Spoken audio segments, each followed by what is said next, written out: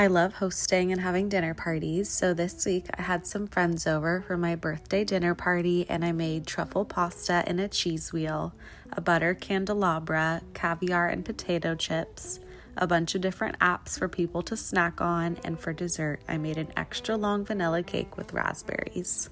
I got started the night before making my vanilla cake. I added it to 3 extra large baking pans and baked that in the oven. And then I wrapped my candelabra with some plastic wrap and put the base layer on.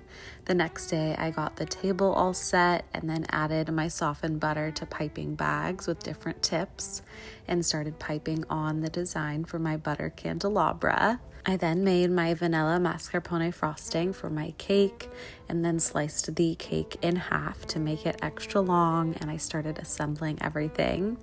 I recruited my husband and my family to help add all the raspberries on top, and it turned out so good. I then made an extra large batch of pasta because I had quite a few people over. I kneaded the dough until everything came together and then let it rest in the fridge. And then I got out my cheese wheel, which I'm so excited to have again this year. I carved out the center and saved all the Parmesan.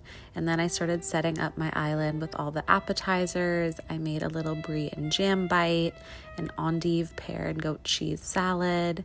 And then I started setting up everything for the little caviar station. I also got some McDonald's fries and made a truffle aioli for them, and it was so good. And here are all of our appetizers. Just as everyone was arriving, I got the candles lit.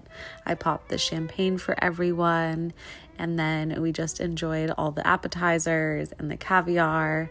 And then I got started making the fettuccine pasta. I recruited my sister to keep getting the pasta cut out while I shredded the Parmesan and started working on the sauce. I cooked the fettuccine and made the sauce with some butter, Parmesan from the cheese wheel, heavy cream, salt, and some pasta water. I mixed everything together, lit some vodka on fire to start melting the cheese wheel. Then I scraped some of the cheese into the well, added the pasta, and started plating everything up and added some black truffles on top. And then of course I had to take some birthday photos with my butter candelabra. This is the second year in a row I've made a butter candelabra, and I think it might need to be a birthday tradition I do every year. We cleared off some of the candles on the table, and then I brought out my extra long raspberry cake. I blew out my birthday candles, and then we ended the night sitting around the table chatting and eating cake. Hope you have a happy new year.